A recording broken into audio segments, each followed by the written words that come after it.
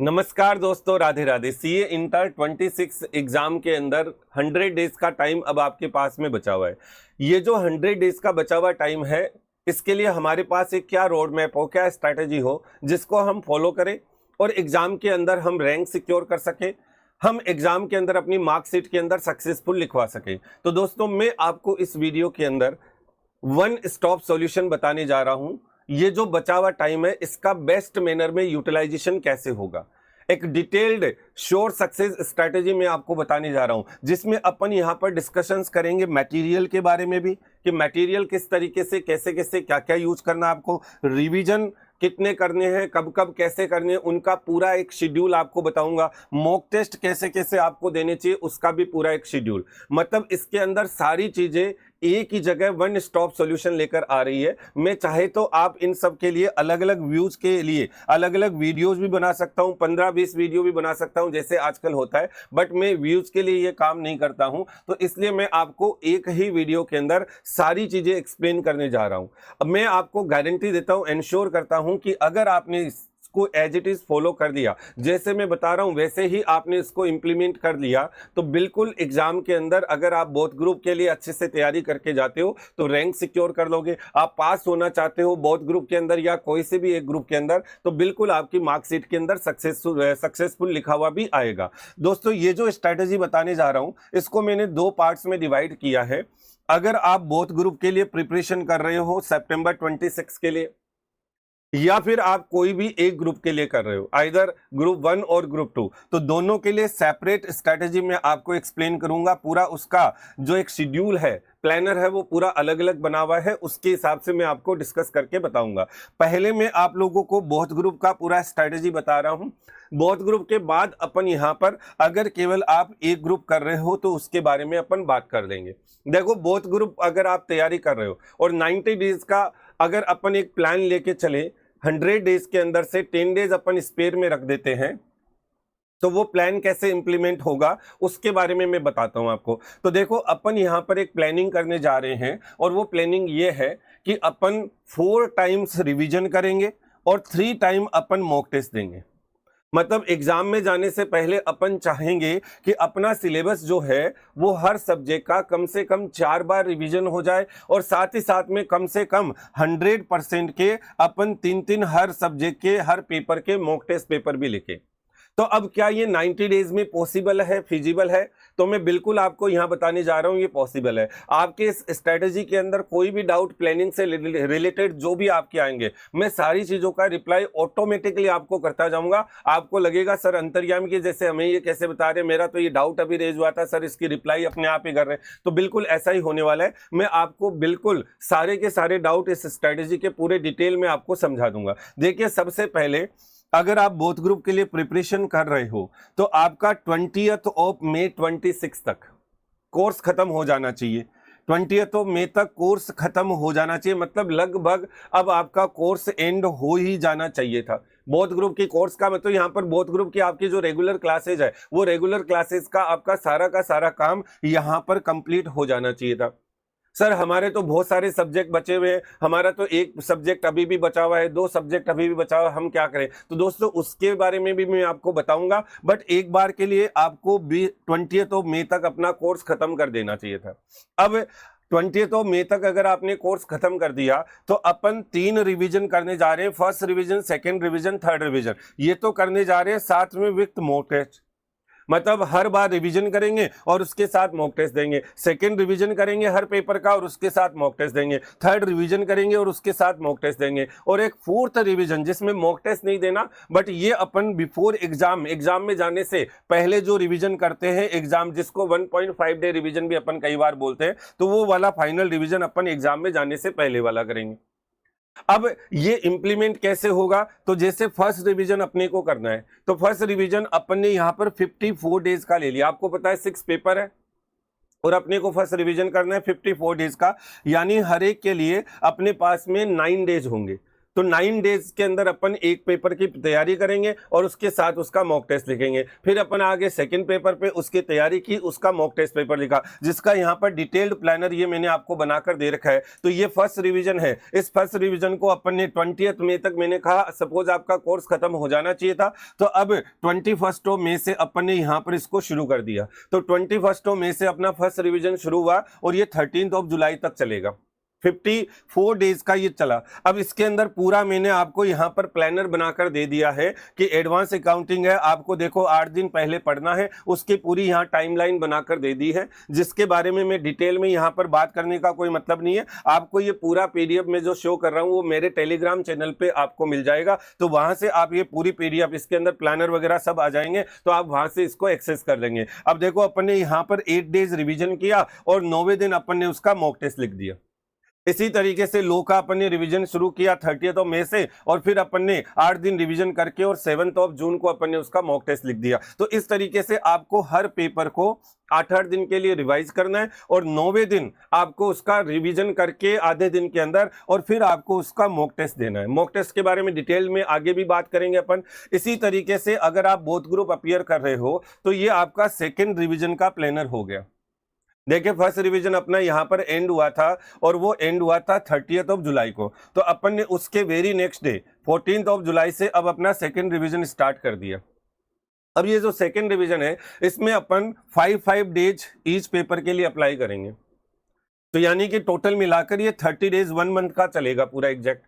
अब ये 30 डेज के अंदर चलेगा। अपन क्या करेंगे, जैसे अभी अभी अपन ने 8 दिन में रिवीजन किया और अगले दिन मॉक टेस्ट दिया, इस बार अपन इसको 4 दिन में रिवीजन करेंगे। पिछली बार 8 दिन में किया था, इसका जस्ट आधा 4 दिन में रिवीजन करेंगे और फिर अपन इसका मॉक टेस्ट देंगे। फिर अपन ने लो का रिवीजन किया, मॉक टेस्ट दिया, सो ऑन। तो इस तरीके से अपन अपना ये सेकंड रिवीजन का प्लानर कंप्लीट करेंगे। पहला रिवीजन अपना 54 डेज का था, फिर अपना 30 डेज का हो गया। अब अपन आगे थर्ड रिवीजन अपन 12 डेज का करेंगे, जिसमें हर पेपर को 2 डेज का टाइम देंगे, जिसमें क्या करेंगे 1.5 डेज तक तो अपन रिवाइज करेंगे और उसके साथ साथ फिर अपन उसी सेकंड डे का जो आधा दिन बचता है इवनिंग का, वहां पर अपन मॉक टेस्ट देंगे। इस तरीके से अपने 3 रिवीजन हो गए और साथ ही साथ में अपने 3 मॉक टेस्ट हो गए। 3 रिवीजन 3 मॉक टेस्ट। अब आ जाते हैं, अगर आप केवल यहाँ पर कोई सा एक सिंगल ग्रुप कर रहे हो तो उसमें हम क्या करेंगे। तो सिंगल ग्रुप अगर आप कर रहे हो, चाहे ग्रुप 1 कर रहे हो चाहे ग्रुप 2 कर रहे हो, मैं आपको ये कहूंगा कि अगर आपकी क्लासेस वगैरह कोई भी पेंडिंग है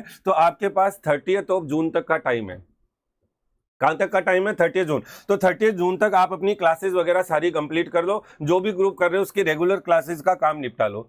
अब अपन इसके अंदर भी क्या करेंगे, वही 4 रिवीजन करेंगे। पहले 3 रिवीजन के साथ में मॉक टेस्ट। अपन यहां पर थोड़ा सा टाइम ज्यादा ले सकते हैं। अपन पहला रिवीजन 10 डेज का करेंगे, दूसरा 5 डेज का और तीसरा रिवीजन 3 डेज का। अगेन मैंने सेम पैटर्न में, अगर आप केवल ग्रुप 1 कर रहे हो तो उसका भी पूरा यहाँ पर प्लानर बनाकर दे रखा है। ये आपका सिंगल ग्रुप अगर कर रहे हो तो ऐसे केस में फर्स्ट रिवीजन आपका 1 जुलाई से स्टार्ट हो गया। मैंने कहा 30 जून तक क्लासें कंप्लीट कर दो, तो 30 अपनी 1 जुलाई से अपने स्टार्ट कर दिया और पहला रिवीजन 30 डेज का, 3 पेपर होंगे, 10 डेज का टाइम दे दिया, तो 30 जुलाई तक अपन ने इसको कंप्लीट कर दिया। अब इसमें क्या किया, वही पैटर्न 9 डेज तक अपन ने रिवाइज किया और 10वें दिन अपन ने उसका मॉक टेस्ट लिखा। इसी तरीके से सेकंड रिवीजन किया, जिसमें 5 डेज का टाइम है, यानी 15 डेज का, 4 दिन रिवाइज किया और 5वें दिन अपन ने उसका मॉक टेस्ट लिखा। इसी तरीके से अपन ने क्या किया, 3 दिन का रिवाइज किया, अपन 2.5 डेज में रिवीजन करेंगे और उसके अगले दिन मॉक टेस्ट देंगे। पूरा इसका प्लानर बनाकर दिया। इसमें से एक एक डेट को मैं यहाँ बताकर आपका टाइम वेस्ट नहीं करूंगा। पीडीएफ के अंदर आपको मिल जाएगा टेलीग्राम चैनल पे, तो वहां से आप इसको एक्सेस कर लेंगे, कहीं कोई दिक्कत वाली बात नहीं है, ठीक है। अब यहाँ पर 4th रिवीजन, ये तो हो गए 3 revision with mock test. 4th revision कौन सा? 4th रिवीजन आपका फाइनल रिवीजन होता है, जो एग्जाम में जाने से ठीक पहले का होता है, तो वो आपको करना ही है। उसमें आपको मॉक टेस्ट फिर देने की जरूरत नहीं है। तो ये आपका पूरा प्लानर है। अगर आप एग्जाम में 4 बार रिवीजन करके 3 बार मॉक टेस्ट देके जाते हो प्रॉपरली उस चीज को फॉलो करते हुए, तो मजाक थोड़ी है कि आप फेल हो जाओगे, आप अनसक्सेसफुल हो जाओगे। आपकी मार्कशीट के अंदर सक्सेसफुल लिखा हुआ आना ही आना है, आप अगर इन स्ट्रैटेजीज को अच्छे से फॉलो कर लेते हो। अब यहां पर बात आती है कि ये तो हो गया सर प्लानर का, कि रिवीजन का प्लानर शेड्यूल कैसा रहेगा। सर हम मटेरियल किस तरीके से फॉलो करें, क्या करें सर, उसके बारे में बता दो। तो बिल्कुल मटेरियल के बारे में बात करते हैं। सबसे पहले ग्रुप 1 के मटेरियल में आ जाते हैं। तो ग्रुप 1 के मटेरियल के अंदर हमारा EIR 1 CA का मटेरियल आपके पास में अवेलेबल है। तो वो पूरा का पूरा मटेरियल आप एज इट इज यूज कर लोगे, जिसमें आप क्या करोगे, एक सीक्वेंस फॉलो करोगे। जब आप फर्स्ट रिवीजन कर रहे हो तो आपके पास मटेरियल के अंदर एक तो होगा रिवीजन वीडियो, रिवीजन वीडियो के अलावा एक आपको होगा कॉन्सेप्ट बुक, और तीसरा होगा आपके पास में क्वेश्चन बैंक। बस इन तीनों चीजों को करना है, इन तीनों के अलावा कुछ भी नहीं करना है। जो आपके रिवीजन वीडियो है, इन रिवीजन वीडियो को आप अतुल अग्रवाल के यूट्यूब चैनल पे, यहाँ पर ये मैं आपको दिखा देता हूँ, ये यूट्यूब चैनल है अतुल अग्रवाल का। यहाँ पर आप जब प्लेलिस्ट में जाते हो तो इस प्लेलिस्ट में जाकर जैसे यहाँ पर ये एडवांस अकाउंटिंग में जाओगे तो यहाँ पर आपको एडवांस अकाउंटिंग के पूरे जो चैप्टर्स हैं उनका पूरा डिटेल्ड रिवीजन आपको मिल जाएगा। ऐसे ही जब आप लॉ में जाओगे तो लॉ का मिल जाएगा, जीएसटी में जाओगे तो जीएसटी का आपको मिल जाएगा। तो आपको डिटेल्ड में यहाँ पर इस चैनल के ऊपर आपको पूरा का पूरा मिल जाएगा। अब ये जो रिवीजन वीडियो करवाए गए हैं इनके बारे में एक खासियत बता देता हूँ, फॉर्मेलिटी के लिए नहीं करवाए गए कि चलो रिवीजन वीडियो को मुझे अपलोड करना था, फॉर्मेलिटी के लिए मैं कर देता हूं। इनको मैंने पूरा मेहनत से, एफर्ट से बनाया हम लोग पूरा इनके ऊपर एफर्ट्स दे रहे हैं, जिसमें हम आपको कोई भी चैप्टर करवा रहे हैं तो पहले उसका कॉन्सेप्ट करवा रहे हैं और कॉन्सेप्ट के साथ साथ उसके क्वेश्चंस को भी करवा रहे हैं। ध्यान देना, कॉन्सेप्ट भी करवा रहे हैं और साथ में हम आपको क्वेश्चंस भी करके दे रहे हैं। मतलब रिवीजन वीडियो नहीं है, वो एक तरह से आपका मिनी फास्ट ट्रैक कोर्स है, जिसके लिए लोग आपसे बहुत सारे पैसे चार्ज करते हैं एग्जाम के टाइम पे। हम आपसे उनका कोई पैसा नहीं ले रहे, यूट्यूब पे फ्रीली अवेलेबल है, बिना कोई व्यूज की रेस्ट्रिक्शंस के। आप आराम से उनको देखिए, स्पीड आप अपने हिसाब से जैसे कंफर्टेबल, आपको लगे कि यार 1.5 में देख लेता हूं जल्दी जल्दी तो 1.5 में देख लो, 2 की स्पीड में देख लेता हूं 2 की। आप एक बार के लिए रिवीजन वीडियो कोई भी मेरा, जब जैसे एडवांस अकाउंटिंग है तो मेरा आप कोई भी रेफर कर लेना और कंपेयर कर देना, आपको डिफरेंस पता चलेगा यार कितनी शानदार तरीके से, कितने एफर्ट से इनको बनाया गया है। आप लॉ का देखना चाहते हो, माधव सर का लॉ का देख लेना। आप जीएसटी का सुरेंद्र सर का देखना चाहते हो, जीएसटी का देख लेना। अब आते हैं मटेरियल के अंदर, दूसरी चीज आपके पास होनी चाहिए कॉन्सेप्ट बुक। कॉन्सेप्ट बुक का मतलब क्या है? कॉन्सेप्ट बुक का मतलब हम कोई भी सब्जेक्ट आपको पढ़ा रहे हैं, उसके अंदर कोई भी चैप्टर करवा रहे हैं तो एक तो उसका क्वेश्चन बैंक होता है, एक कॉन्सेप्ट के अंदर हम आपको उसके अंदर डिटेल में उस चैप्टर की सारी कॉन्सेप्ट बताकर देते हैं कि देखो ये सारी उसकी कॉन्सेप्ट है। जैसे मैं यहाँ पर आपको बताऊं, देखिए ये एडवांस अकाउंटिंग है, तो इस एडवांस अकाउंटिंग के अंदर ये कॉन्सेप्ट बुक है, इसके अंदर ES 21 कंसोलिडेशन का याद होगा आपको। तो ये कॉन्सेप्ट बुक के अंदर पूरा इस तरीके से पैटर्न से बनाकर दिया हुआ है। अब इन कॉन्सेप्ट बुक के अंदर हमने जो बनाकर दिए चीजें, वो मिनिमम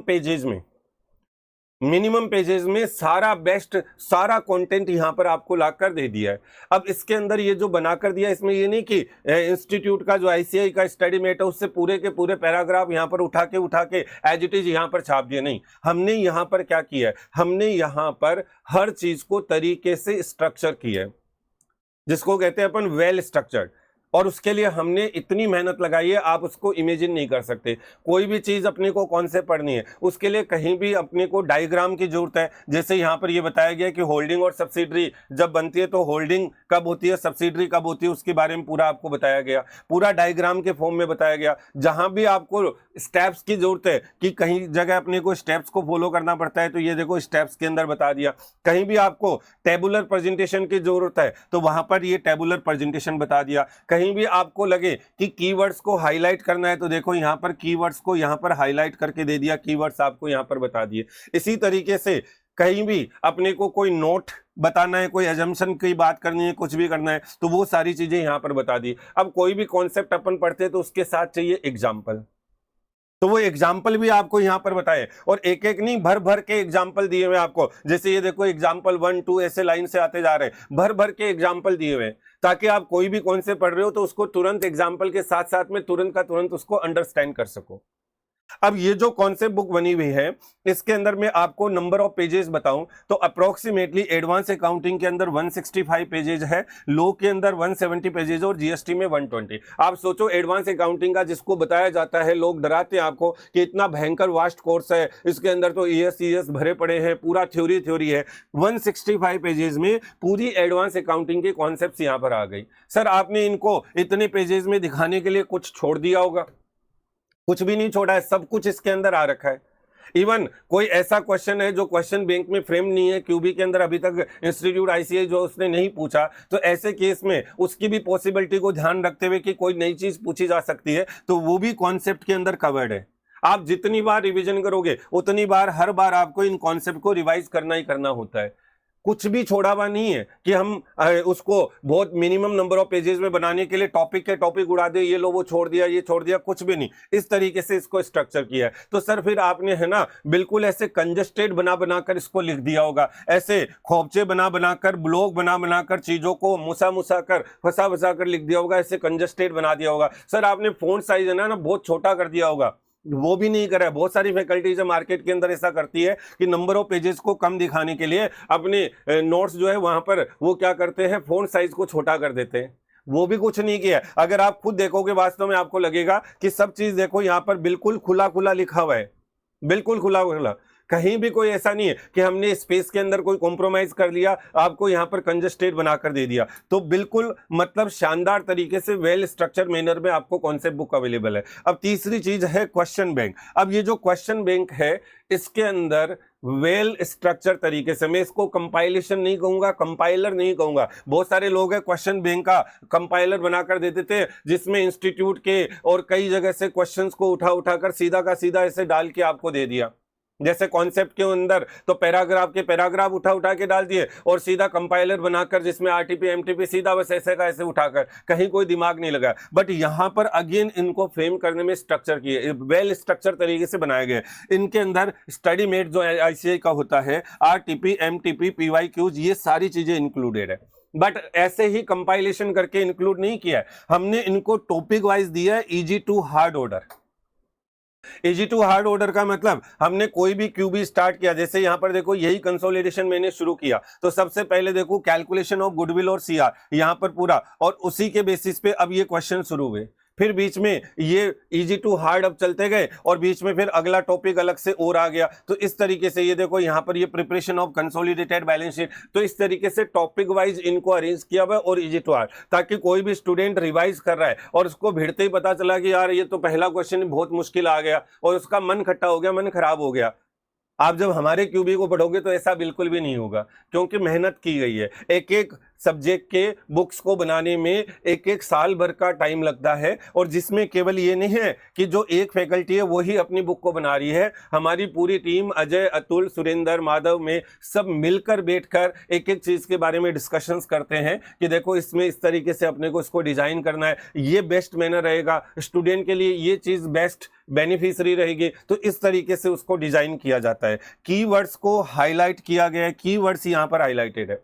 अब ये जो कीवर्ड्स जो हाईलाइटेड है इनके बारे में भी मैं आपको बता दूं कि हम यहाँ पर जो कीवर्ड्स हाईलाइट करते हैं, जैसे यहाँ पर देखिए ये कौन से बुक है, इसके अंदर ये कीवर्ड्स यहाँ पर हाईलाइट किए हुए, देखिए ये रहे कीवर्ड्स, ठीक है। इसी तरह से क्वेश्चन बैंक में जाएंगे तो वहां पर भी कीवर्ड्स हाईलाइटेड है।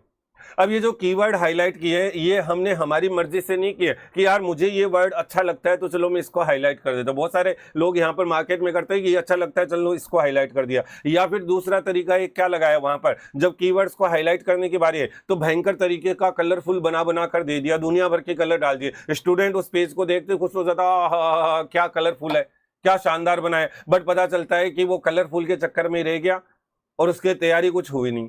तो ना तो हम मन से ये हाईलाइट करते हैं और ना ही दूसरा हम ये नहीं कि बहुत ज़्यादा डेकोरेटिव बना देंगे, कलरफुल बना देंगे। हम इन चीज़ों को अवॉइड करते हैं। हम चाहते हैं स्टूडेंट के पास में बेस्ट कंटेंट जाए।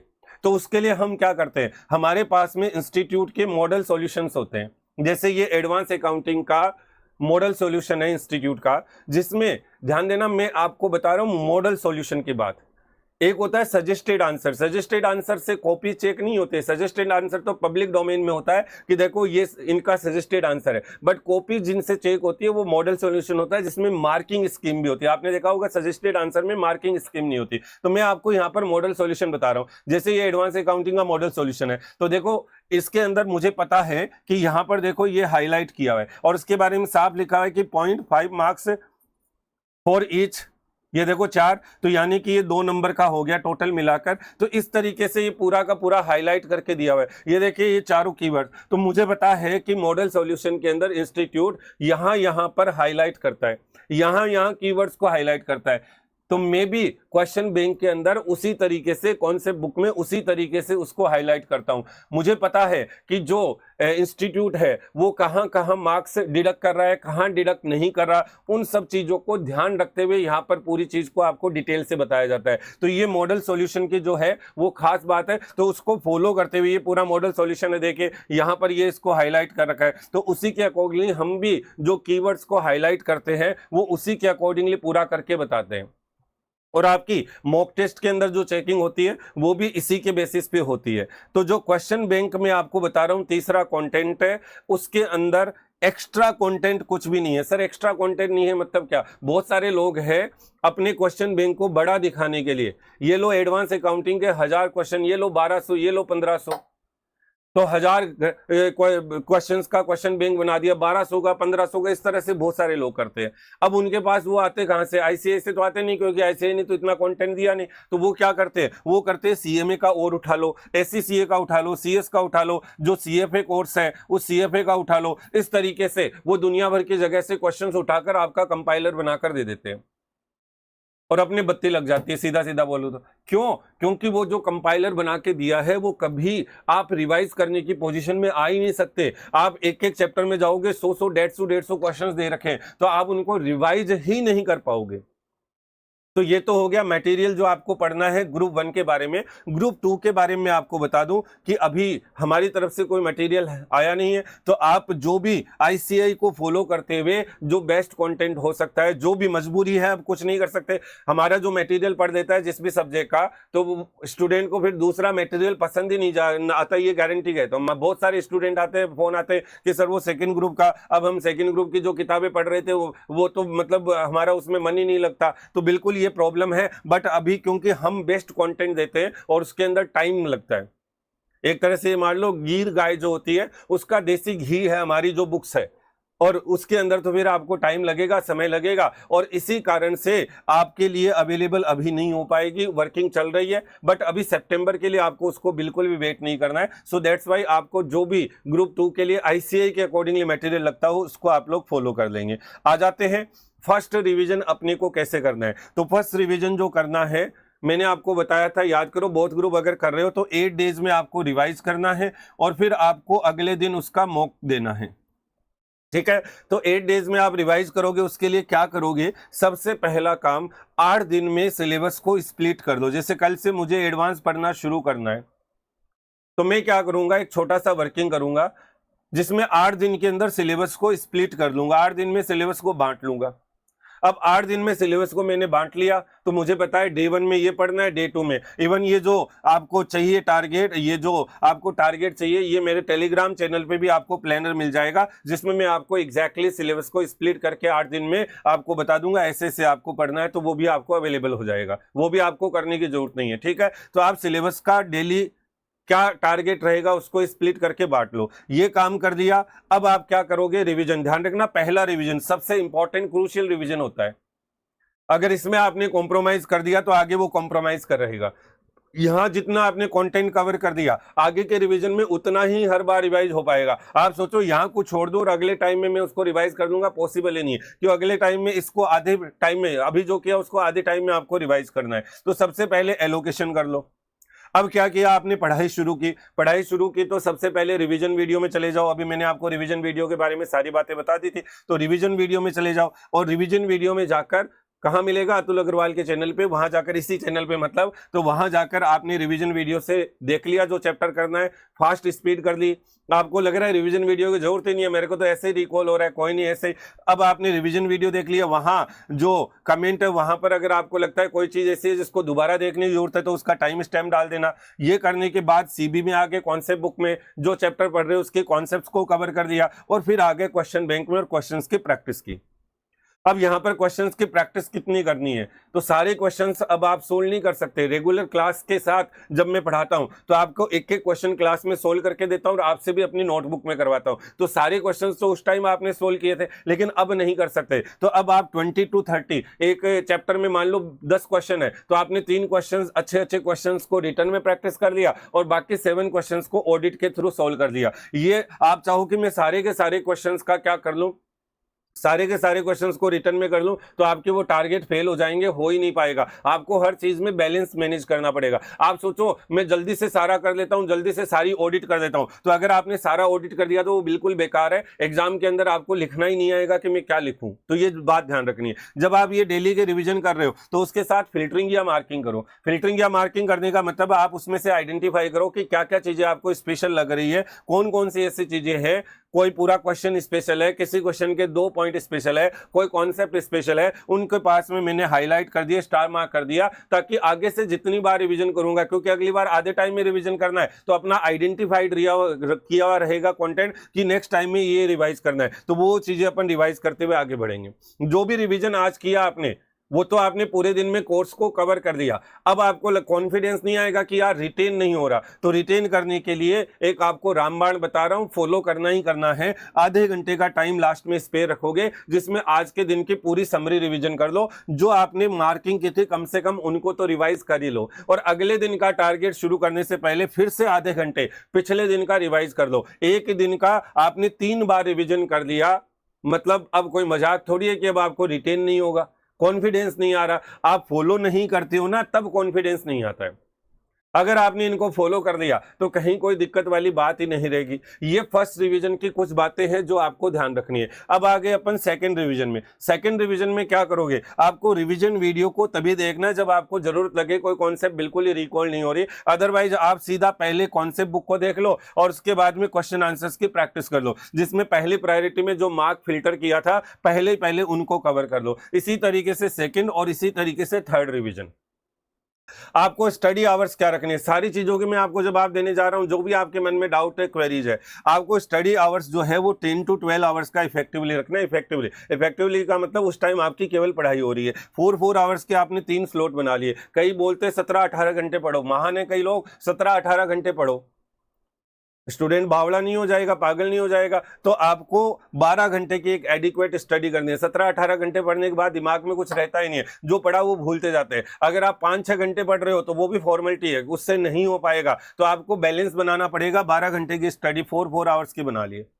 जब भी पढ़ाई कर रहे हो मोबाइल फोन को अवॉइड करोगे। अगर आप पढ़ाई के लिए मोबाइल फोन यूज कर रहे हो तो ठीक है, उसके अलावा आपको मोबाइल फोन को बिल्कुल बंद रखना है, नोटिफिकेशन सारे बंद रखने हैं, ताकि कहीं भी कोई डिस्ट्रैक्शन नहीं हो। 30 मिनट अपने लिए रखो डेली के लिए, ताकि वहां पर आप अपने लिए जो भी वापस से जो आज आपने पूरा पढ़ाई करके आपने दिमाग किया खराब, अब उसको एनर्जाइज करने के लिए, वापस से फ्रेश होने के लिए आप चेंटिंग कर लो, राम जप कर लो, इसके अलावा योगा कर लो, म्यूजिक, स्पोर्ट्स एक्टिविटी, जो भी आपको अच्छा लगता है, आधे घंटे डेली आपको खुद के लिए भी निकालना है। एडिक्वेट स्लीप लेनी है 7 आवर्स की। स्लीप कितने आवर्स की होनी चाहिए, तो 7 आवर्स की एडिक्वेट है। कई है कि सर मैं तो 4 घंटे ही सोता हूं, आजकल मोदी जी की तरह हूं। मैंने सुना है मोदी जी 20 घंटे काम करते, 4 घंटे सोते, मैं भी वही करने लग गया। नहीं, अपने को नहीं करना है। अपने को 7 आवर्स की आपको एडिक्वेट स्लीप डेली का डेली लेना है। ये चीज आपको ध्यान रखनी है। 7 आवर्स का आपको रेगुलर स्लीप लेना है, ठीक है। उससे ज्यादा ले रहे हो बेकार है। 4-5 घंटे पढ़ रहे हैं, सो रहे हो, तो वो भी बेकार है। डाइट का ध्यान रखो। गर्मी का समय भयंकर, लिक्विड डाइट भी लो ज्यादा से ज्यादा।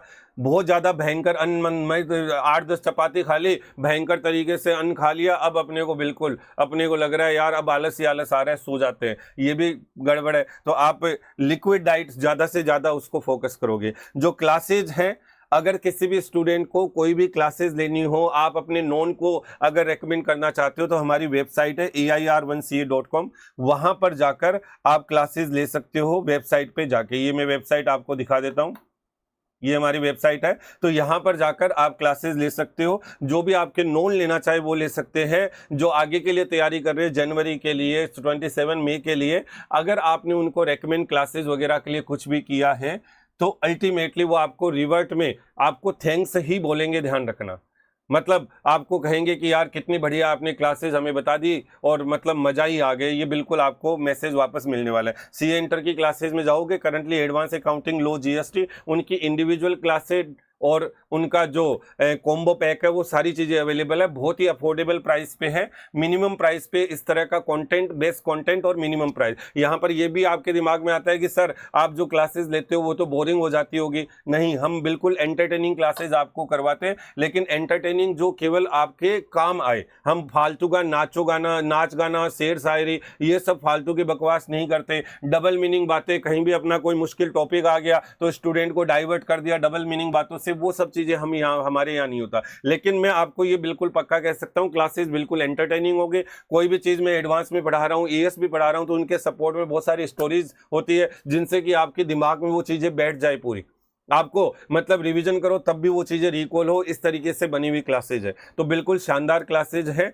अब आते हैं टेस्ट सीरीज। अगर किसी को लेनी हो तो टेस्ट सीरीज वहीं पर वेबसाइट पे जाकर, सीए इंटर में जाकर वो टेस्ट सीरीज ले सकता है। टेस्ट सीरीज ध्यान रखना, कम से कम आपको 3 टेस्ट मेरे हिसाब से हर सब्जेक्ट के देने चाहिए। अगर 3 टेस्ट नहीं भी देते हो तो मिनिमम आपको 2 तो देने ही देने चाहिए। आप बुक्स का ऑर्डर प्लेस करना चाहते हो, वहां से बुक्स ऑर्डर प्लेस करते हो, अगेन वहां पर जाकर देखोगे मिनिमम प्राइस के ऊपर आपको बुक्स दी जा रही है। अगर आप बुक्स के पैसे खर्च नहीं करना चाहते, कोई इशू नहीं है, आप फ्री रिसोर्स में जाइए। फ्री रिसोर्स के अंदर सीए इंटर में जाइए और यहाँ पर आपको तीनों सब्जेक्ट की आपको कॉन्सेप्ट बुक और क्वेश्चन बैंक पूरा का पूरा आपको फ्रीली पीडीएफ फॉर्म में अवेलेबल हो जाएगा। कई लोग एक एक 2 चैप्टर आपको दे देते हैं डेमो के लिए, बाकी के लिए पैसे मांगते हैं। हम नहीं मांग रहे, आप बिल्कुल उनको फ्रीली यूज कर सकते हो, आपको कहीं कोई एक पैसा देने की जरूरत नहीं है। आप तो मैं इतना कह सकता हूं कि अगर किसी और का मटेरियल यूज कर रहे हो एडवांस अकाउंटिंग में, लॉ में और जीएसटी में, तो एक बार के लिए कोई भी चैप्टर का हमारा मटेरियल उठा लो, जो आपको सबसे मुश्किल टफ लगता हो वो उठा लो, चाहे concept book, question bank, revision video, और उसको कंपेयर करके देख लो। आपको लगेगा कि वास्तव में डिफरेंस है। और प्राइसेस मतलब है ही नहीं। ये मान लो जैसे मैंने कहा फ्री रिसोर्स में तो हम आपको बिल्कुल फ्री के अंदर बुक मटेरियल प्रोवाइड कर रहे हैं, और क्लासेस वगैरह भी बिल्कुल मिनिमम प्राइस के ऊपर इस तरीके से बनाई हुई है। चलिए आगे स्ट्रेटेजी के बारे में कुछ बातें करें अपन। तो यहाँ पर मॉक टेस्ट मैंने आपको बताया, कम से कम आपको हर पेपर के 3-3 मॉक टेस्ट देने चाहिए। अगर आप 3-3 मॉक टेस्ट नहीं भी देते हो तो मिनिमम आपको 2-2 सीरीज तो देनी चाहिए। ये जो मॉक टेस्ट है हमारी वेबसाइट से जाकर आप ले सकते हो। ये मॉक टेस्ट जब आप अवेलेबल करते हो तो इनके जो पेपर डिजाइन किए जाते हैं, ध्यान से सुनना, वो पेपर हमारी टीम एक एक क्वेश्चंस पे डिस्कशन करके डिजाइन करती है। हमारी टीम का मतलब हम सब लोग, अजय, अतुल, माधव सर, सुरेंद्र सर, में सब लोग मिलकर उन सब चीज़ों का डिस्कशंस करते, एक एक चीज़ के ऊपर डिस्कशन होकर फिर चीज़ों को तैयार किया जाता है। चाहे वो क्वेश्चन बैंक हो, कॉन्सेप्ट नोट्स हो, चाहे वो यहाँ पर मॉक टेस्ट पेपर हो। ये जो पेपर है ये एवरेज, अबोव एवरेज, टफ हर तरीके से, जैसे ऐसे ने का पक्का है कि भाई वो 6 में से 3-4 पेपर को एवरेज डालेगा, 1-2 पेपर को अबोव एवरेज डालेगा, एक पेपर इजी भी डालेगा। तो हम भी उसी चीज़ों से आपको हैबिचुएट करवाते हैं कि आप सब तरह की सिचुएशन को फेस कर सको। अगर आपने एग्जाम इन्वायरमेंट के अंदर पूरी तरीके से पेपर को दिया, ध्यान रखना पूरी तरह से एग्जाम इन्वायरमेंट को स्ट्रिक्टली फॉलो करते हुए पेपर देना है। कहीं भी इधर उधर 1% भी आपको चीटिंग का स्कोप नहीं करना है, कहीं भी आपको एक्स्ट्रा टाइम नहीं लेना है। तो अगर आप स्ट्रिक्टली एग्जाम इन्वायरमेंट को फॉलो करते हुए मॉक टेस्ट देते हो तो मैं आपको ये गारंटी दे सकता हूं कि आपने जो स्कोर यहाँ पर मॉक टेस्ट में किया होगा, आपका मेन एग्जाम में वही स्कोर या उससे ज़्यादा ही आएगा, उससे बिलो आने के चांसेस नहीं है। अगर आपने प्रॉपरली मॉक टेस्ट को दिया हो तो ये बिल्कुल मेरी तरफ से आपको श्योरिटी है कि मैं आपको इंश्योर कर सकता हूं। मॉक टेस्ट का जो इवैल्यूएशन है उसके बारे में मैं अगर आपको बताऊं तो उसके अंदर आपको पूरा जो आईसीआई का मार्किंग स्कीम है उसी हिसाब से यहां पर भी पूरा आपको स्टेप बाय चेकिंग करके दिया जाता है। ये नहीं कि फाइनल आंसर मिल गया तो नंबर हो जाएंगे, स्टेप वाइज होता है पूरा वैसे ही कीवर्ड्स को हाईलाइट करके, तो उसी पैटर्न से इनको पूरा बनाया जाता है। और ध्यान देना, जो हमारे पास एग्जामिनर है जो आपकी कॉपीज को चेक करते हैं वो इंस्टीट्यूट वाले एग्जामिनर्स ही है, यानी कि माइंड सेटअप दोनों जगह पर सेम रहता है। जो माइंड सेटअप उनका कॉपी चेक करने का इंस्टीट्यूट का होता है उसी माइंड सेटअप से यहां भी चेक करते हैं, तो उसी को फॉलो करते हुए किया जाता है। दूसरी चीज, आप जो मॉक टेस्ट दे रहे हो उसका जो इवैल्यूएशन है वो इवैल्यूएशन होकर आपको 5 वर्किंग डेज के अंदर आपको अपनी मॉक टेस्ट पेपर की कॉपीज है वो मिल जाएगी। कई बार तो ऐसा होगा अगर उनके पास इवैल्यूएटर के पास में बर्डन कम है तो आपने सबमिट किया, अगले दिन आपको 2 दिन में आपको मिल गया, लेकिन 5 working days upon on an average मान के चले कि 5 वर्किंग, कई बार बिल्कुल बहुत सारे स्टूडेंट है वो लास्ट मंथ के अंदर मॉक टेस्ट बहुत ज्यादा देते हैं तो उसके कारण बर्डन हो जाता है, तो 5 डेज के अंदर वर्किंग डेज में आपको वो अवेलेबल हो जाएगी आपकी इवैल्यूएटेड। अब वो जो इवैल्यूएटेड आपको आंसर शीट मिले उसके साथ हमारे सजेस्टेड आंसर भी आपको दिए जाते हैं, तो आप अपने आंसर शीट को सजेस्टेड आंसर से चेक कर सकते हो और कहाँ कमियां की है उसको देख सकते हो।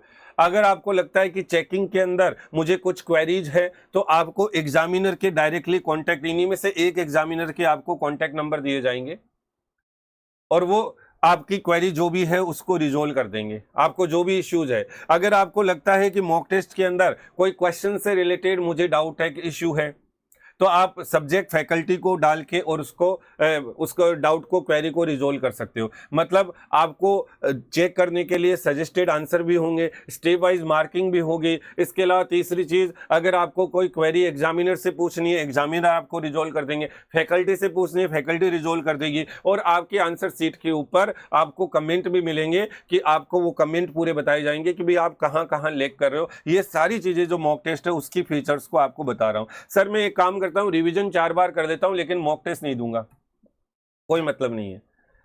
तो बहुत सारे ऐसे बच्चे हैं जिन्होंने रिवीजन कर दिया लेकिन मॉक टेस्ट नहीं दिए। मॉक टेस्ट जब तक आप नहीं देते हो ना तो आपको पता ही नहीं चलता कि मैं कहां स्टैंड कर रहा हूं एग्जैक्टली। आप उसके अंदर टाइम मैनेजमेंट करना सीखते हो, आप पेपर को अटेंड करना सीखते हो, तो मॉक टेस्ट के बहुत सारे बेनिफिट होते हैं। और कई बार तो ऐसा होता है कि जो मॉक टेस्ट में अपन ने क्वेश्चन सोल्व किया वही एग्जाम में आ गया। कोई भी स्टूडेंट जिसने मॉक टेस्ट के अंदर सोल्व किया और वो एग्जाम में आ गया तो वो तो बिल्कुल पक्का वो उसको छाप के आ ही जाएगा। और बहुत बार ऐसा होता है कि बहुत सारे क्वेश्चन है जो मॉक टेस्ट पेपर में थे और वो एज इट इज एग्जाम के अंदर आ गए। तो इन सब बातों को ध्यान रखते हुए आपको हर हाल में मॉक टेस्ट देने ही देने चाहिए। अब बात करते हैं कुछ ऐसे बच्चे, सर हमारा तो अभी कोर्स ही खत्म नहीं हुआ, क्यों? क्योंकि हमने तो लंबी लंबी क्लासें ले ली थी, 400 घंटे की एडवांस अकाउंटिंग की, 300 घंटे की, 250 घंटे की, हमें सर बोला था 220 घंटे की और क्लासेस चिपका दी 280 घंटे की। कुछ समय तक हमारी क्लासेस को लाइव चलाया, उसके बाद हमें रिकॉर्डेड अलग से पूरी दे दी, कुछ चैप्टर रिकॉर्डेड के अलग से पकड़ा दिए। मार्केट के अंदर हो ही रहा है ना आजकल। तो सर हमें कहा गया था 220 घंटे, क्लासेस हुई एक्चुअल में 280 और उससे हमारा पूरा जो शेड्यूल है, टाइम प्लान है, वो सारा का सारा बिगड़ गया। और हमारी अब ये पोजीशन है कि हमारा तो कोर्स बाकी, आप कह रहे हो 20 मई तक कोर्स खत्म करो, हमारा तो कोर्स ही बाकी है। तो दोस्तों अब इसके अंदर एक तो प्रॉब्लम ये वास्तव में मार्केट के अंदर है कि बहुत सारी फैकल्टीज है जो आपका टाइम वेस्टेज करवा रही है, चाहे वो नाच गाना करके, शेर शायरी करके, जैसे मैंने आपको बताया अननेसेसरी कंटेंट पढ़ाकर, जो चीज काम की है वो नहीं पढ़ाकर और फालतू का ज्ञान देकर इंटर की पढ़ाई कर रहे हैं और उसके अंदर सीए फाइनल का ज्ञान देने लग जाते हैं कि देखो एएस के अंदर ये होता है और एफआर के अंदर जब मैं आपको सीए फाइनल पढ़ाऊंगा तो वहां पर देखो ये होगा। जब वहां पर अपन इंडीएस पढ़ेंगे तो अरे भाई उसको अभी पढ़ना ही नहीं है, फाइनल में जाने तो दो और उस टाइम वो पढ़ लेगा। तो ये हकीकत में हो रहा है, उन्होंने अपना कंटेंट ही इस तरह का बना लिया कि उसके अंदर सब कुछ मिलाकर रख रखा है और स्टूडेंट बावड़ा हो जाता है, डाफा चूक हो जाता है। तो ऐसी स्थिति के अंदर टाइम लग रहा है। अब टाइम लग रहा है तो क्या करें?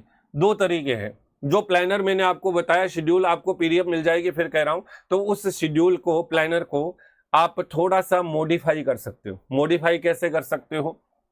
मॉडिफाई कर सकते हो जैसे आपको लगता है कि यार अभी 10 दिन और लगेंगे, तो आप जो टाइम प्लानर फर्स्ट और सेकंड रिवीजन का है उसमें एक एक दिन हर चीज जगह कम कर दो। आपको लग रहा है 5 दिन और लगेंगे तो आप एक एक दिन कम कर दो। आपको लग रहा है 10 दिन और लगेंगे तो फर्स्ट सीरीज में एक एक दिन कम कर दो, सेकंड सीरीज में। पहला ऑप्शन ये। दूसरा ऑप्शन क्या है कि एक ही सब्जेक्ट बचा है, उसकी 20-30 घंटे की सर क्लासें बची है 40 घंटे की, तो आप planner as it is follow करो और उसके साथ साथ उसके अंदर 2 घंटे रेगुलर जो आपका सब्जेक्ट बचा हुआ है उसको डेडिकेट करो। इन दोनों में से कोई भी तरीका आप फॉलो कर सकते हो, इसके अलावा अपने पास कोई रास्ता भी नहीं है।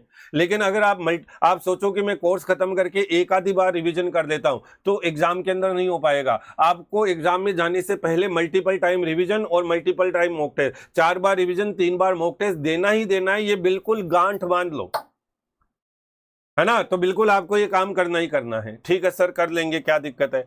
एबीसी एनालिसिस और इंपॉर्टेंट क्वेश्चंस की लिस्ट आपको जुलाई एंड में मिल जाएगी, 1 महीने पहले।